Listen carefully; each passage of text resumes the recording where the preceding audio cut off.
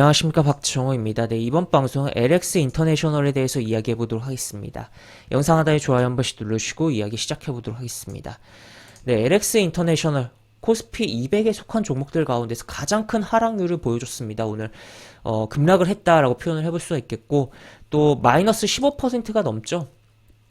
현재 우리나라 증시는 플러스 마이너스 30%인데 상한가 제도가 과거에 15%인 시절이 있었죠. 과거에 기준으로 따지면 사실상 하한가 나온 거다라고도 볼 수가 있는 그러한 거대한 하락을 나온 부분이고, 이 종목 같은 경우 중용주로 분류되긴 합니다만 그래도 시가총액이 1조가 넘는 종목이에요. 그러다 보니까 덩치가 있다라는 거죠. 이러한 덩치가 있는 종목의 경우는 주가가 움직임이 평소 대비해서 조금만 크게 뭐 하락이 나올 경우에는 굉장히 투심이 악화될 수도 있고, 차트의 흐름도 많이 안 좋게 영향을 주는 부분인데, 이 굉장히 차트의 흐름과 투자 심리를 안 좋게 만드는 거대한 음봉의 출현, 이 음봉이 앞에 캔들들을 굉장히 잡아먹는 흐름이 나오기도 했죠. 흔히 말해 하락 전환형 캔들 패턴이다라고도 표현을 할 수 있는 뭐 그러한 패턴이 나왔다라고도 볼 수 있겠는데, 그러면 LX 인터내셔널 뭐 악재 있었나라고도 생각을 해볼 수가 있겠지만 뚜렷하게 악재에 대한 부분은 없었습니다.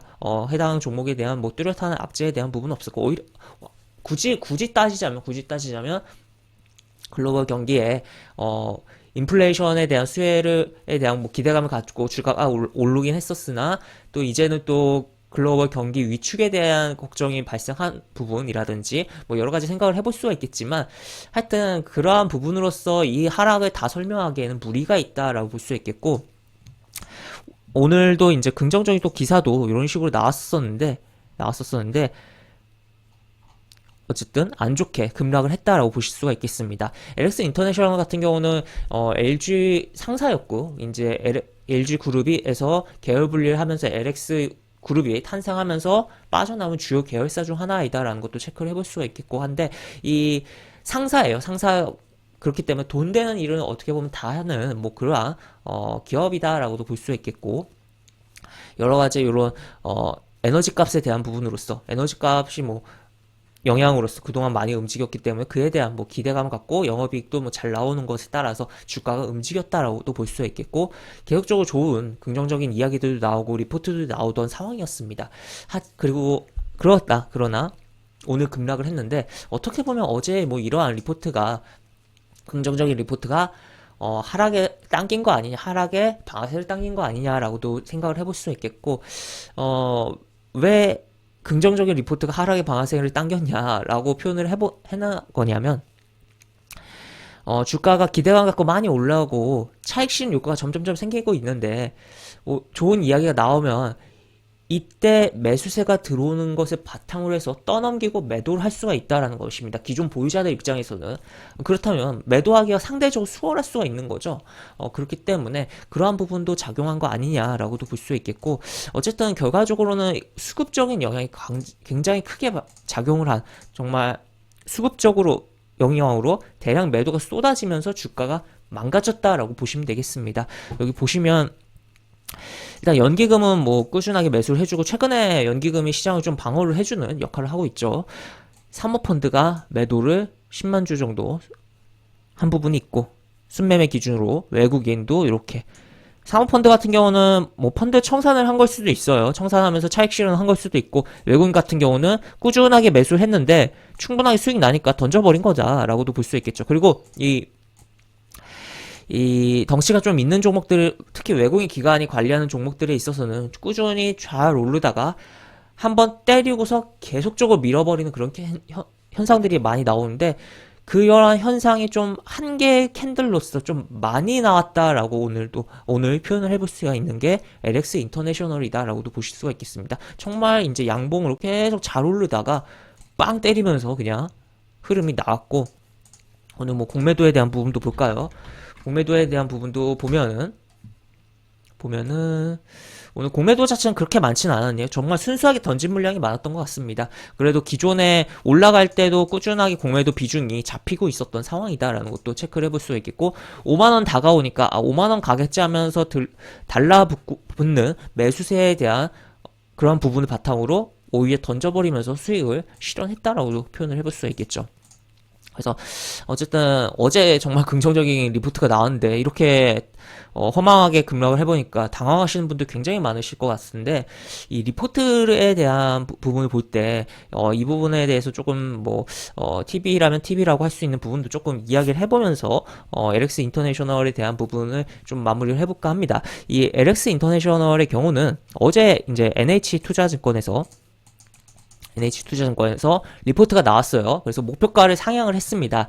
상향을 했는데, 이 애널리스트들이 이제 리포트를 쓰는 데 있어서 목표가를 제시하는 경우도 있고 제시 안 하는 경우도 있습니다만, 이 제시하는 경우에 있어서는 종목을 커버한다라고 표현해요. 커버한다고 해서 목표가를 처음 딱 제시하고 그 다음에 해당 기업의 내용들이 추가적으로 업데이트되는 내용이 있으면 해당 리포트를 또 작성하고 목표가를 뭐 조정하고 뭐 그러한 부분들이 있는데, 이 NH투자증권에서의 이 LX 인터내셔널에 대한 종목 커버의 경우는 꽤 오래전부터 진행이 됐다.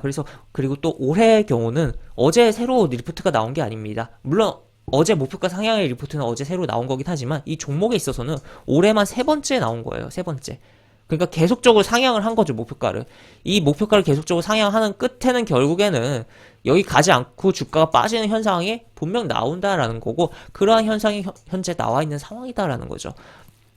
그리고 이 목표가 같은 경우는 이 목표 주가 괴리율 제도라는 게 있습니다. 그러다 보니까 이 애널리스트들 입장에서 주가가 오르면 따라서 목표가를 상향시키는 뭐 그러한 현상이 나오기도 하고, 반대로 목표가는 여기 있는데 주가가 빠지면은 체면이 안 좋을 수 있잖아요. 그리고 이게 굉장히 괴리가 그냥 딱 보이면 안 좋을 수 있기 때문에 따라서 목표가를 하향하는 부분이 있는데, 이에 따라서 오히려 떨어지는 주가에 하방 압력을 더 만들어버리는 그런 현상도 나온다라고 보실 수가 있겠습니다. 그리고 LX 인터내셔널 같은 경우는 이제 올해 같은 경우 NH투자증권이 3번 리포트가 나온 거고, 삼성증권에서 4번 나왔습니다. 4번 나왔는데 삼성증권 같은 경우 좀 독특하더라고요.